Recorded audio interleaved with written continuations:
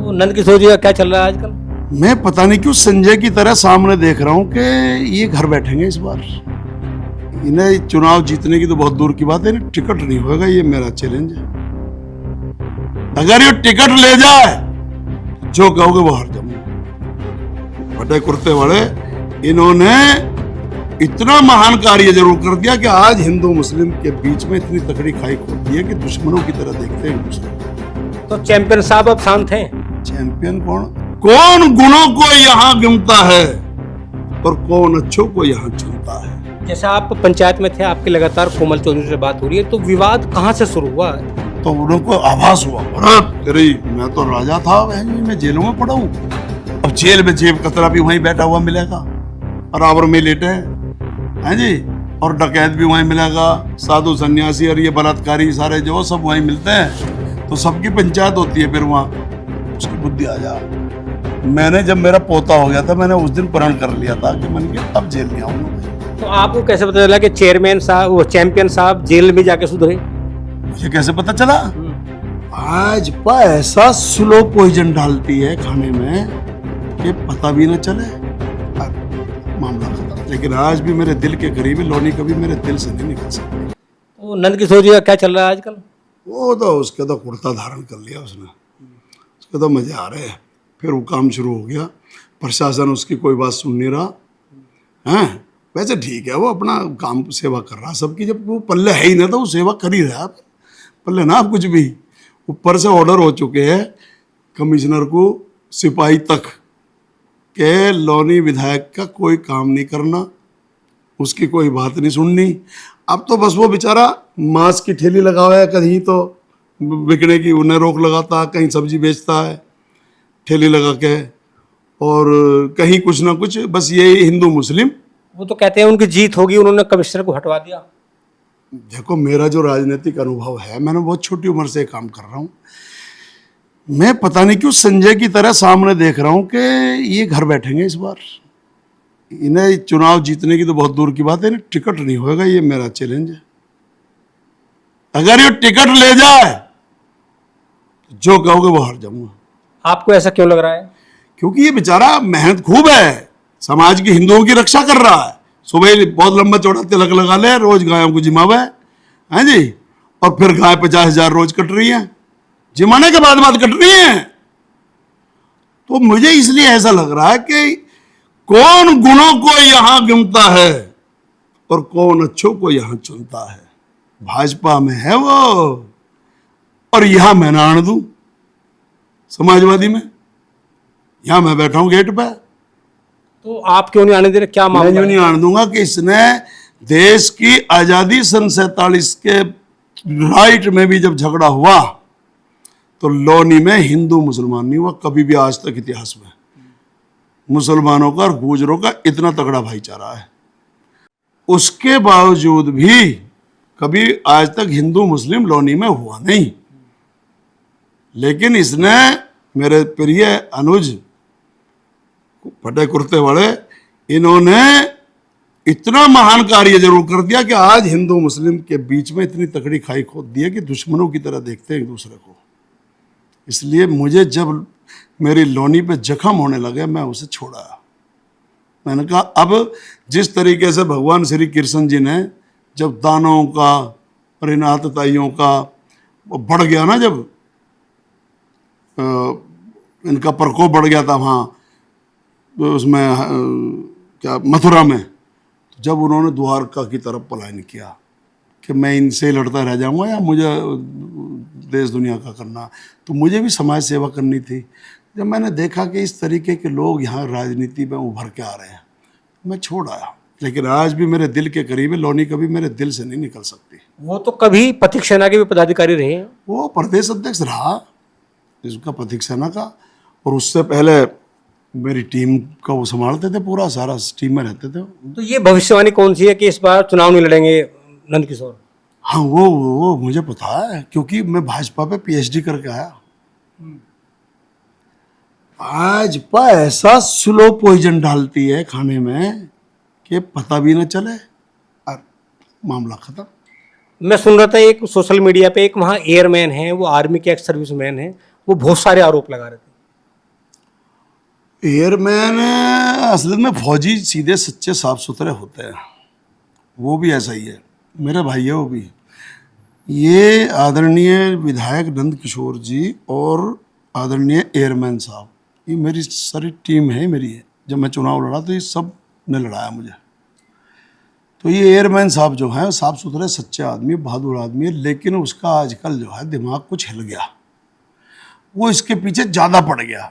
मैंने उसे कई बार फोन समझा लिया, वीडियो डाल ली, मैंने कहा यार तू इसका पीछा छोड़, ये तो खुद ही तंग है, अरे परेशान आदमी को और परेशान क्यों कर रहे हो।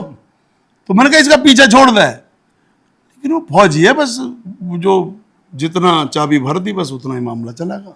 तो चैंपियन साहब अब शांत हैं? चैंपियन कौन? ये हमारे वाले चैंपियन ना, जितने भी बौखलाए हुए थे सब शांत हैं, क्योंकि किनारा हाथ नहीं आता है ना भाजपा में। मैं तो लिकड़ के भाग गया इसी वजह से, मैंने कि अपने आप को बचा लो तो वही बहुत बढ़िया है। जैसा हम लगातार देखते थे चैंपियन साहब का जो उनका गुस्सा था, तो अब क्या आप शांत हैं या अभी भी कुछ मामला चल रहा है? उम्मीद अगर किसी को कंप्लीट मैन बनना है, मैंने जेलें काटी हैं बहुत, तो उसे एक बार जेल जरूर जाना चाहिए। किसी को अगर कंप्लीट मैन बनना है, मैं ये नहीं कह रहा कि क्रिमिनल बन जाओ, किसी वजह से चले जाओ, वैसे ही 151 में चले जाओ, एक बार जेल चले जाओ, तो फिर अच्छे अच्छे को बुद्धि आ जाती है। जेल के ऊपर लिखा होता सुधार गृह। मैं गया ना, मैंने कई राज्यों की जेलें काटी हैं, तो मुझे ज्ञान है, इसलिए मैं जो भी कुछ कहता हूँ ना, बयान भी देता हूँ, बयान इतना भयंकर दे दूँ कि झिलता नहीं है आपके इस पे भी, टीवी पे भी, चैनल पे भी, लेकिन उसमें कुछ नहीं पाएगा धारा में। जब जाएंगे ना आदमी वहाँ, नियम और वो खोदेंगे कानून की किताब जो कि मुखिया गुजर पर मुकदमा कैसे लगे, तो मेरा एक भी बयान ऐसा पकड़ा नहीं जाएगा जिसमें कि मुकदमा लगा दें। और हमारे वाले तो मुकदमे छोड़ो, सीधे ही ठे ठे करने वाले हैं घरों पे ही। तो उन्होंने विधायक कार्यालय पे गोली चलाई थी खुद ही। हमारा तो भगवान ही मालिक है, उसकी नज़र थोड़ी बहुत ठीक है, इसलिए हम चल रहे हैं।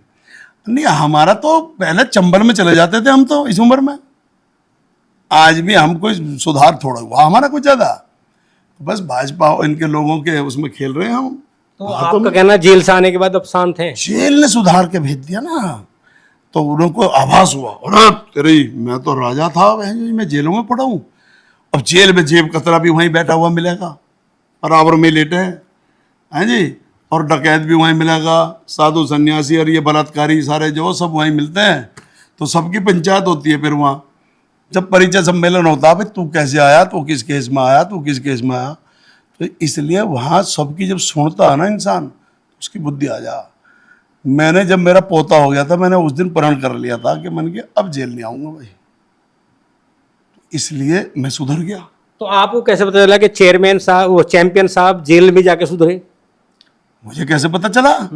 उनके अब जो खामोशी है, शांति से है, मैंने कि सुधार आ गया भाई, अब ये तो ठीक भी है। ठोकर लगने के बाद अगर इंसान संभल के चले तो वो महान इंसान हो जाता है। अगर राजा साहब ने समझ ले ली तो मुझे बहुत खुशी है, क्योंकि वो मेरा भाई है और मैं हमेशा साथ खड़ा हूँ उसके। कहीं भी दिक्कत आएगी, आवाज़ मारेगा, वहीं खड़ा मिलूंगा, लेकिन छोटी हरकत करेगा कहीं नहीं जाऊँ उसके लिए। तो इसलिए उन पे आ गई, हमारे फटे कुर्ते पे भी आ गई, हमारा कुर्ता सिल गया, समाज ने पहरा दिया। मैं समाज का बहुत धन्यवाद करता हूँ कि हमारे समाज ने हमारे छोटे भाई के लिए एक अच्छा कदम उठाया। और मैं एयरमैन को कहना चाहता हूँ आपके माध्यम से कि ये बात गलत है, समाज की छीछाल इधर मत कराओ, तुरंत के तुरंत खामोश हो जाओ। तुम पे और कोई विषय नहीं है, मुद्दा नहीं है, तो मुझसे पूछ लो, कोई और मुद्दे पे चर्चा करो, पर ये आपस के झगड़े खत्म करो। तो अध्यक्ष जी, आज जैसे पंचायत हुई सहारनपुर में, तो आपको लग रहा है कि ये मामला शांत हो जाएगा? शांति हो जाएगा, क्योंकि कोई नहीं चाहता समाज की दुर्दशा करना, और शांत हो जाएगा, क्योंकि मेरी थोड़ी इज्जत ठीक है सहारनपुर जिले में। जैसा आप पंचायत में थे, आपकी लगातार कोमल चौधरी से बात हो रही है, तो विवाद कहाँ से शुरू हुआ, इसका एक बार थोड़ा हम जानना चाह रहे हैं कि विवाद क्यों बढ़ा, क्या है विवाद की जड़? भाई विवाद फिर देख लो, जब मैं कह रहा हूँ कई मुकदमे लग गए जिस पे, और वो उससे हेल्प मांग रही है। उसने मुझे ये बताया कि जी जब मैं चौकी पे वहाँ बैठी अपनी कार्रवाई के लिए कहने गई, जब हमारे ज़मीन पे झगड़ा हुआ गांव में, तो जो है वो मेरे खिलाफ जाके उसको वो ये कहती है कि उन्हें ये लग रहा है कि ये उभर रहेगी पार्टी में और कल को ये मेरे सामने प्रतिद्वंदी ना हो जाए। तो इस वजह से वो कह लेगी कि विधायक जी मेरे से बोले मैं 5 मिनट में आ रहा हूँ, तो 5 मिनट पे वो नहीं आके एक गाड़ी और पुलिस आ गई चौकी पे और मुझे उठा के बंद कर दिया और यूं के मुकदमा लगा दिया। तो ये विवाद है। ठीक है अध्यक्ष जी, आपको बहुत बहुत धन्यवाद, बहुत बहुत साधुवाद, आप आए और आपने वो टोटल पक्ष क्या विवाद है विधायक और भाजपा नेत्री कोमल चौधरी के बीच में आपने बहुत विस्तार से चर्चा की, इसके लिए आपको बहुत बहुत धन्यवाद। चलो बहुत बहुत धन्यवाद पंडित जी आपको। साथियों, चूंकि मुखिया गुर्जर जी के बारे में तो कहना हमारे लिए तो कहना, क्योंकि आज वो किसी पहचान के मोहताज नहीं है, आप बहुत मेहनत करते हैं, पथिक सेना के राष्ट्रीय अध्यक्ष हैं, समाजवादी पार्टी के बहुत वरिष्ठ नेता हैं और चूंकि लगातार संघर्ष भी करते हैं। आज जो विवाद था गंगो विधायक किरत चौधरी और भाजपा की नेता कोमल चौधरी के बीच में, तो पंचायत थी, वहाँ पंचायत में हंगामा भी हुआ। तो आपका कहना है कि आज जो पंचायत हुई वहाँ हंगामा भी हुआ, फिर पुलिस से नोकझोंक भी हुई, इसके बाद में लाठीचार्ज भी हुआ, लेकिन ये लगता है कि जो फैसला हुआ अब आगामी समय में दोनों के बीच में समझौता हो सकता है। आप लगातार देखते रहिए, हमारे चैनल्स हैं, 7 इंडिया न्यूज है, डॉक्टर रविंद्र राणा हैं, ग्राउंड जीरो पॉलिटिक्स है और politicalda.com। लगातार हम तमाम रिपोर्ट उसमें पूरे साक्षी के साथ देते हैं। आप लगातार देखते रहिए और कमेंट भी करिए कि आज जो अध्यक्ष जी से बात हुई है, गंगो का जो विवाद है ये अब शांत होगा या और बढ़ेगा।